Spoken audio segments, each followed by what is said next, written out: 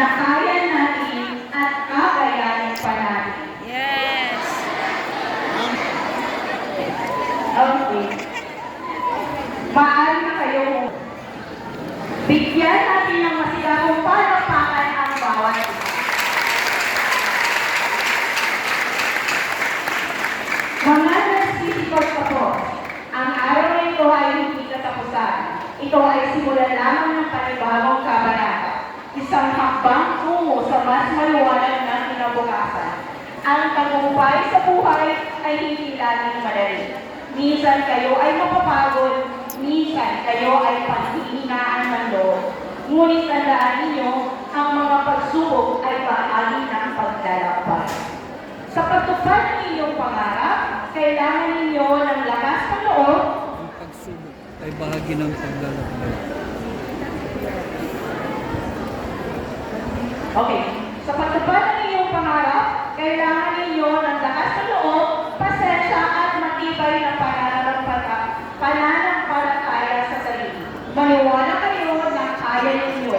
Maniwala kayo na may kakayahang makamit ang dakilang bagay. Higit sa lahat, huwag ninyong kalimutan kung sino ang lumikha sa atin. Si Allah Subhanahu wa Ta'ala.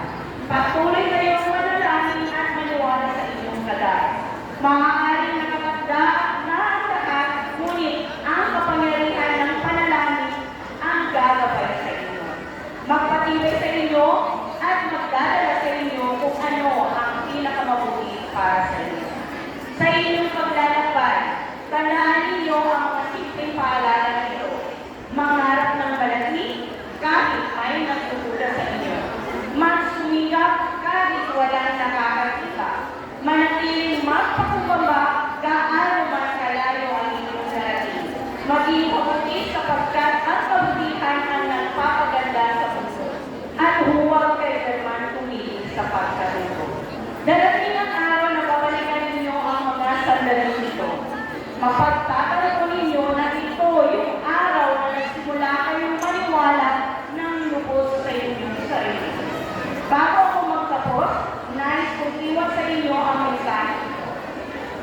Kailangan ng mundo ang inyong talento. Naniniwala sa inyo ang inyong mga magulang. Ipinagmamalaki kayo ng inyong mga guro.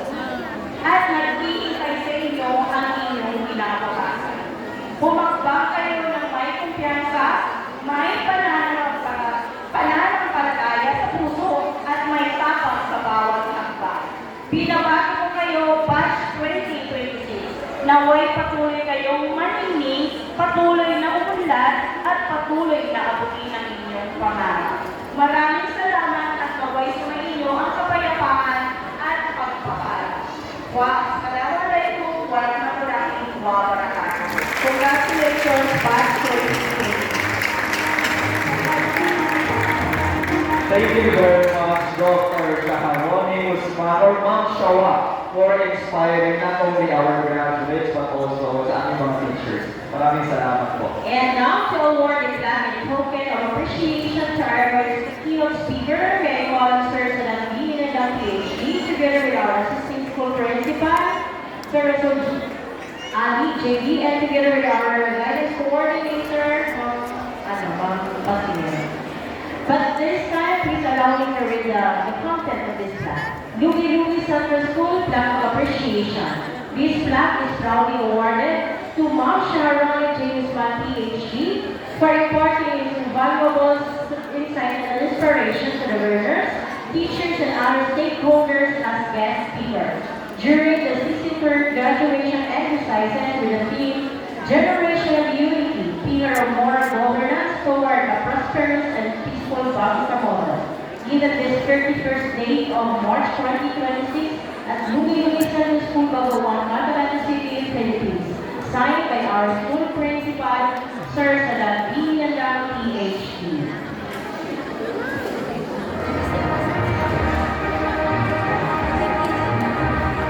Again, from Lugi-Lugi Central School, thank you very much, Ma'am Shawa, for gracing our graduation rites.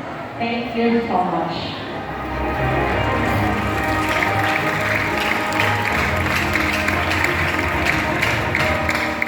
At this moment, let us proceed to the awarding of honors and